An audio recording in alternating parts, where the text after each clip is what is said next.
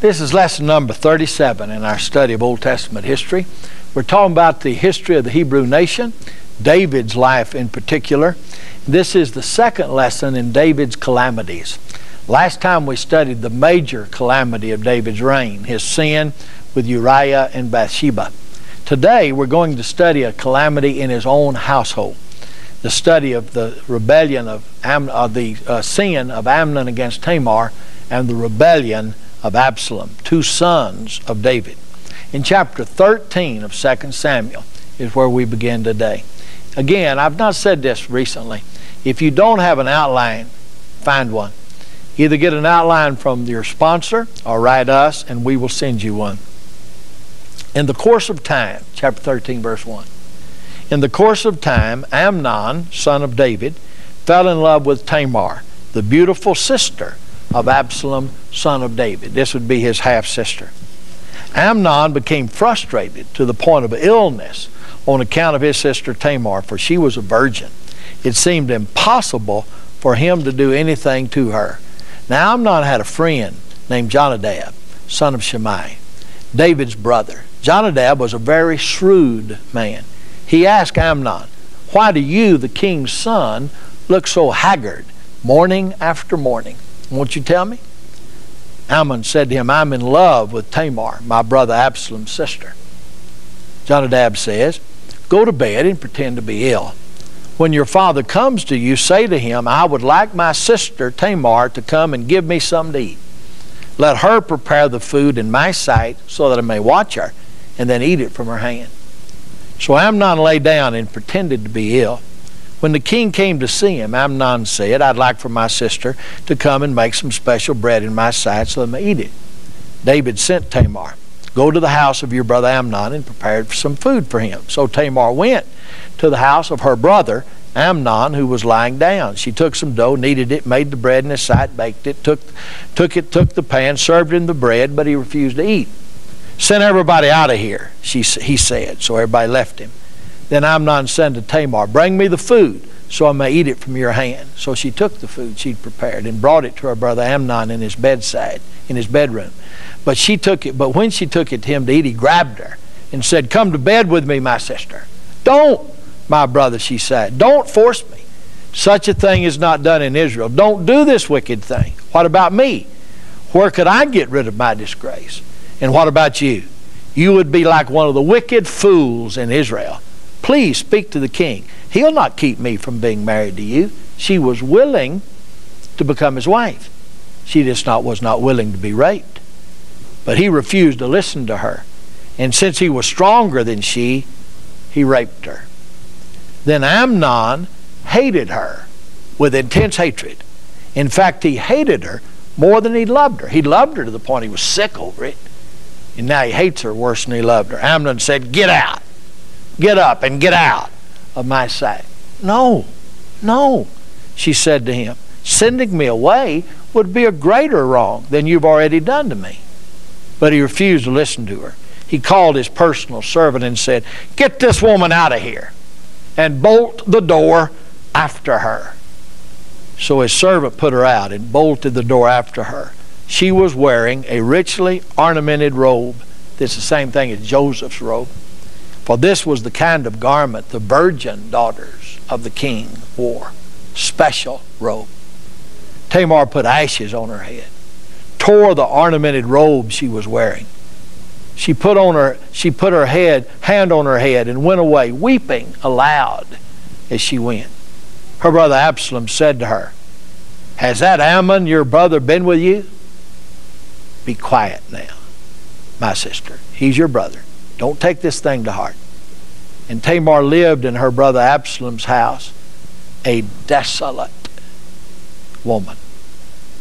When King David heard all this, he was furious. Absalom never said a word to Amnon, either good or bad. He hated Amnon because he had disgraced his sister Tamar. He will not do anything right now. He must have a good reason to kill the king's son. But Absalom is eyeing Amnon daily to see how he can kill her. 2 years passed. 2 years later, when Absalom's sheep shearers were at Baal Hazor near the border of Ephraim, he invited all the king's sons to come there.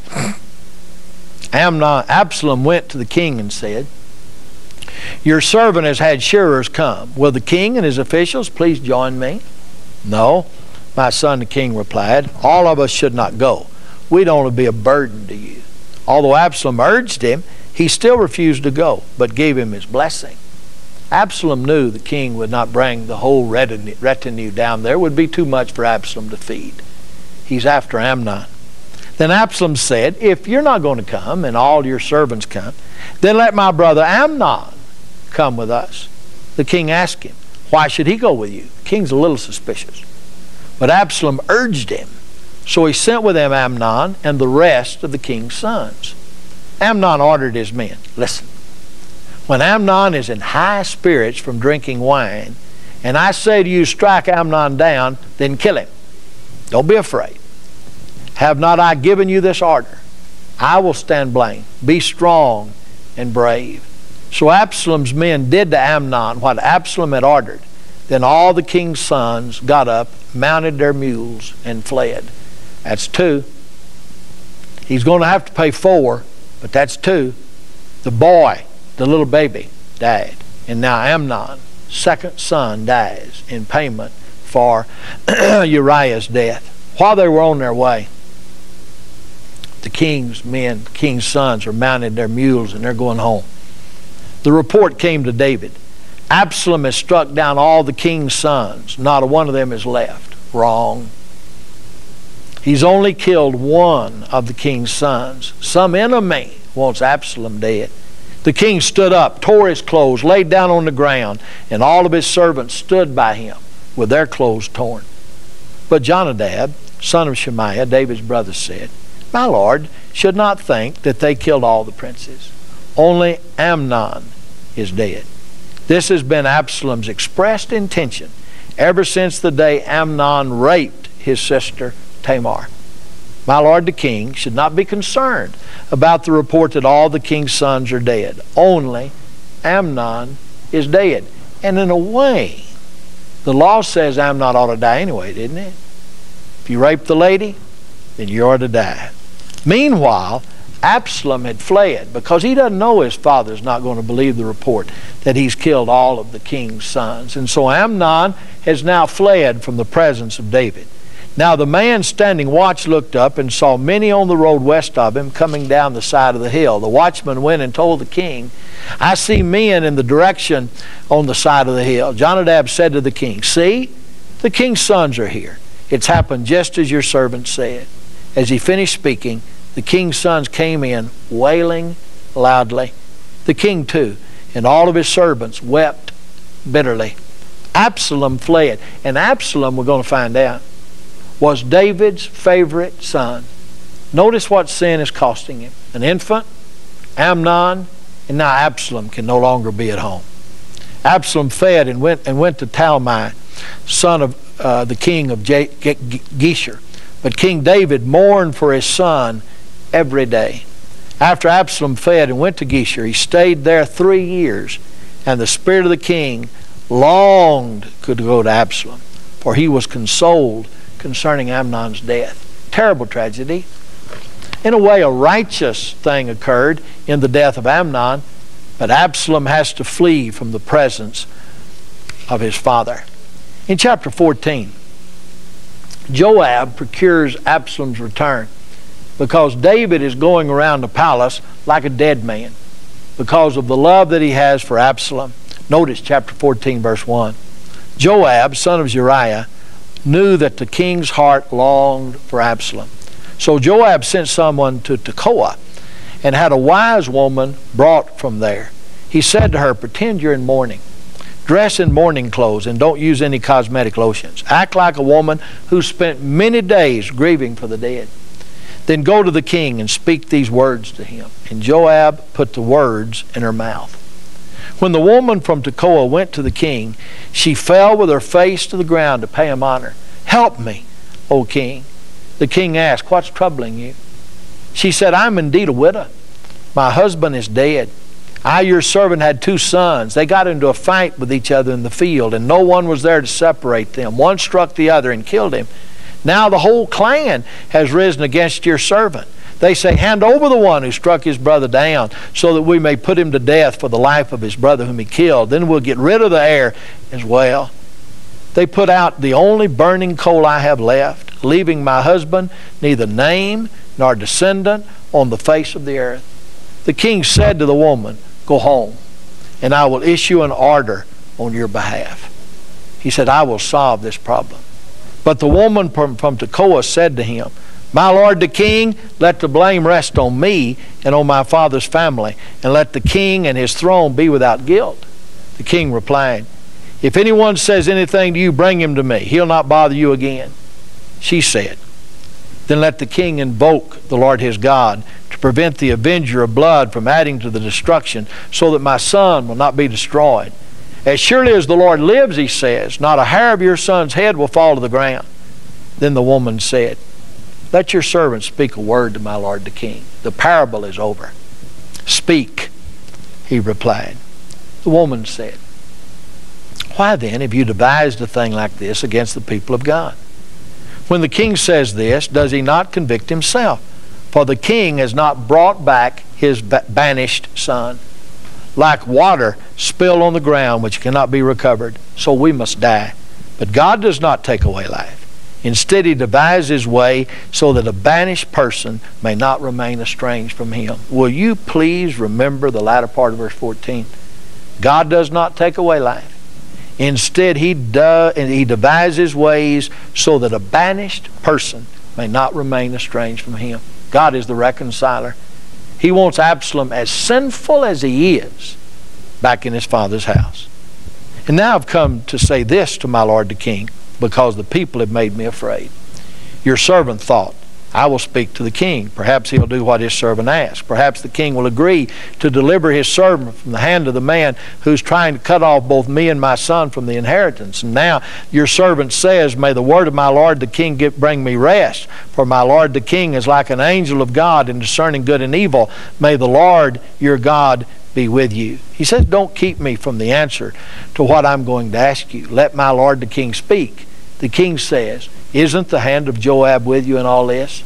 The woman answered, my lord the king, no one can turn to the right or the left and you not know it. Yes, it was your servant Joab who instructed me to do this and to put all these words into the mouth of your servant. Your servant Joab did this to change the present situation.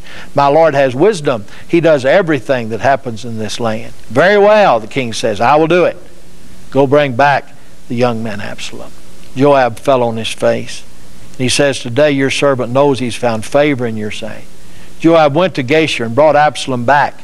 And the king says he must go to his own house. He must not see my face. Wrong decision.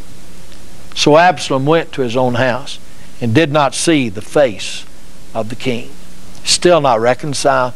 He's now going to plot against David. In all of Israel, there was not a man so highly praised for his handsome appearance as Absalom. From the top of his head to the sole of his foot, there was no blemish in him. Whenever he cut the hair of his head, he used to cut his hair from time to time. When it came too heavy for him, he would weigh it. And the weight was 200 shekels. That's about 5 pounds by the royal standard. He had a lot of hair. 3 sons and a daughter was born to Absalom. The daughter he named Tamar. She became a beautiful woman. Absalom lived 2 years in Jerusalem without seeing the king's face. Then Absalom sent for Joab, and he didn't come. He sent a second time, and he didn't come. He says, there's Joab's field next to mine. Set it on fire. So Absalom's servant set it on fire. Then Joab went to Absalom's house and says, why have your servant set my field on fire? He said, I sent word for you. Come, and you didn't come. He says, look, why didn't I stay in Geshur? If I'm going to live here and not see the king's face, then I ought to stay in Geshur. If I'm guilty of something, let him put me to death. But let me see his face. Joab went to the king. The king summoned Absalom. He came in and bowed himself before the king. And the king kissed Absalom. It would seem as if reconciliation had occurred. But Absalom's after something else. He wants the people to know that the king has received him back for one simple reason. He wants to steal the people's heart from the king. And he does that in chapter 15. He sits in the gate. And as the people would come for judgment, he'd ask what they were coming for, and they'd tell him. He said, if I were king, I'd be able to take care of that situation. I'd solve it in your case. I'm sorry that my father does not, but I would be a better king than he is. And by his good looks, and his smooth speech, and his political promises, he gained the people's heart from the righteous king David. To the point that finally he becomes emboldened in verse 13 to lead a rebellion against David. David had a sufficient army to put down that rebellion in a minute. He could have sent the army, and Absalom would have been a dead man, and the rebellion would be done. But David cannot war against Absalom. Absalom can war against David because it's in his heart to be king. David cannot war against Absalom because it's in his heart to be father. He's a shepherd. Absalom's a wolf. Absalom acts like a wolf. David acts like a shepherd. In 15 verse 13, going all the way through chapter 18 and verse 8, David runs before Absalom. Notice in verse 13 of chapter 15, a messenger came and told David, the hearts of the men of Israel are with Absalom. Then David said to all of his officials, come, we must flee, or none of us will escape from Absalom. We must leave immediately, or he will move quickly to overtake us and bring ruin on us and put the city to the sword. Why doesn't he just turn him over to Joab? Because he's too much of a father to be a good king on this occasion. He cannot fight his son. His servant said, we're ready to do whatever the king chooses. We'd rather fight, I'm sure. I'm sure they'd rather fight. But he said, we'll do what you say. So they set out, and they were pursued by Absalom. And there are 600 people with David, according to verse 18, when he flees. Ittai, the Gittite, wants to go to battle with David, or to flee with David. He wants to be there to help in case there is a battle. But he tells Ittai the Gittite, you need to go back and stay with King Absalom. Notice David calls him King Absalom. He says, you go back and stay with King Absalom. You're a foreigner, an exile from your homeland. You only came yesterday. And today shall I make you wander about with us when I do not know where I'm going. Go back, take your countrymen, may kindness and faithfulness be with you. Ittai says, no. As long as the Lord lives and my Lord the king lives, wherever my Lord may be, whether it means life or death, there will your servant be. Boy, didn't David call for loyalty? This fellow's only been there 2 or 3 months, just a short period of time. But his heart and soul has already become knit to David. So David says, go ahead, march on. So Ittai and his 600 men joined David and his men. The whole countryside wept as the people passed by. The king crossed the Kidron Valley and moved toward the desert. Zadok went with him, the priest, and the Levites carrying the ark of the Lord. The king said to Zadok, take that ark back to the city. If I've found favor in the Lord's eyes, he'll bring me back and let me see it in his dwelling place again. But if he says I'm not pleased with you, then I'm ready. Let him do to me whatever seems good to him. The king knows he deserves to die because he has killed a man and taken his wife. Zadok and Abiathar the priest carry the ark of the God back to Jerusalem, and it stays there. David's not superstitious. He does not believe that ark will help him a bit. He believes that he's running from his sin, from the consequence, because of the consequence of his sin, and he will not have the ark of God go with him. David continued up the Mount of Olives, weeping as he went. His head was bare, and he was barefoot. All the people with him covered their heads and were weeping as they went up. Now David had been told, Ahithophel is among the conspirators with Absalom. That's verse 31. So David prayed, O Lord, turn Ahithophel's counsel into foolishness. Then David arrived at the summit. Ahithophel was the wisest counselor in Israel. His counsel was as the counsel of God. When David arrived at the summit where people used to worship God, Hushai, the Archite, came out to meet him. He says to Hushai, he says, you will be but a burden to me. You go back and seem to serve Absalom so that you can turn the counsel of Ahithophel into foolishness. He knew that Hushai was smart enough that he would be able to make foolish and to frustrate the counsel of Ahithophel. In chapter 16 and verse 5, David is further cursed by God. He's running from his son. He has no priest with him. He has no ark with him. He seems to be forsaken by God. And a Benjamite is going to curse him from a hillside. In verse 5, as King David approached Bahurim, a man from the same clan as Saul's family came out from there. His name was Shimei, son of Gera. He cursed as he came out. He pelted David and all the king's officials with stones. He cursed and threw stones at them. As he cursed, Shimei said, "Get out, you man of blood, you scoundrel. The Lord has repaid you for all the blood you shed in the household of Saul, in whose place you've reigned. The Lord has handed the kingdom over to your son Absalom. You've come to ruin because you're a man of blood." Then Abishai, Joab's brother, son of Zeruiah, said to the king, "Why should this dead dog curse my lord the king? Let me go over and cut off his head. He won't curse you anymore." And the king said, "What do you have in common? What do you and I have in common?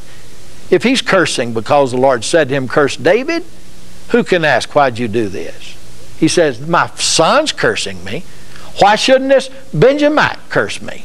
It may be that the Lord has seen my distress and will repay me with good for the cursing I'm receiving this day." Later, David will tell Solomon, "You see in your wisdom that this man Shimei doesn't go down to the grave in peace." But right now, David will not kill him. So David and his men continued along the road while Shimei was going along the hillside opposite him, cursing as he went and throwing stones at him and showering with dirt. The king and all the people with him arrived at their destination exhausted, and there he refreshed himself. David's flight before Absalom is a shame, a disgrace to David, and Shimei is adding to it. In chapter 18, I know I'm skipping a lot, but that's what we're going to do. In chapter 18 in verse 9, Absalom is finally killed. Let's start with verse 1. 2 Samuel 18. David mustered the men who were with him, appointed them commanders of thousands and commanders of hundreds. He sent the troops out, a third under Joab, a third under Abishai, and a third under Ittai the Gittite. The king told the troops, "I myself will surely march out with you." He's learned the lesson not to stay back. But the men said, "You must not go out. If we are forced to flee, they won't care about us. You're worth 10,000 of us. It's better for you to give us support from the city." Besides that, they're going to fight his son. Verse 5. The king commanded Joab, Abishai, and Ittai. That's the whole army. "Be gentle with the young man Absalom for my sake. Don't kill Absalom." The army marched out. Verse 9. Absalom happened to meet David's men. He was riding his mule. As the mule went under the thick branches of a large oak, Absalom's head got caught in the tree. He was left hanging in midair, while the mule he was riding kept on. One of the men told Joab, "I saw Absalom hanging in a tree." He said, "Why didn't you strike him to the ground there? I would have given you 10 shekels of silver and a warrior's belt." He said, "Even if you gave me 1,000 shekels, I couldn't kill him. Because I heard the king say to you, 'Protect the young man Absalom.' I would have put my life in jeopardy. Nothing's hidden from the king. You would have kept your distance from me." He said, "I'm not going to wait like this with you." So he took 3 javelins in his hand and plunged them into Absalom's heart while Absalom was still alive in the oak tree. And 10 of Joab's armor bearers surrounded Absalom, struck him, and killed him. They took Absalom down, threw him into a big pit in the forest, piled a large heap of rocks over him, and meanwhile all the Israelites fled to their house. Verse 19. Ahimaaz, the son of Zadok, said, "Let me run and take the news of the king." He says, "You're not going to bear the news." And the city had someone else run. When they told David that Absalom had died, the king was shaken. He went up to the room over the gateway and wept. He said, "Oh, Absalom, my son Absalom, would to God I'd died for thee. Oh, Absalom, my son, my son." Still, the father, the shepherd, too much the father and the shepherd to see that the enemy of God, has died this day. Then there's a rebellion of Sheba, and David counts his people, not as just a census, but as a war census, because he accounts the men that are over 20 years of age that can go to battle. That's the real bad calamity in David's reign, because David is now trusting in horses and in chariots and in his army. And because of that, his people are cursed. David is dying. And in his old age, he chooses Solomon to succeed him. And this is in 1 Kings chapter 1, 5 to 53. He chooses Solomon to succeed him. And he gives a final charge to Solomon that he will walk in the way of God and not turn to the right or the left. And that he will see that Shimei does not go down to his grave in peace. And that he'll see that Joab does not go down to the grave in peace. And that he'll see that Barzillai is rewarded for the good that he did to him. And David dies and is buried, and Solomon reigns in his stead from the river Euphrates unto the great river, unto the river Euphrates, unto the Wadi el-Arish, the river of Egypt. David has died faithful to God, cursed by the sins that he'd done, but he dies and is gathered unto his fathers and gathered unto the throne room of God. We'll say a little bit more about David next time as we begin to study the reign of his son Solomon. See you then.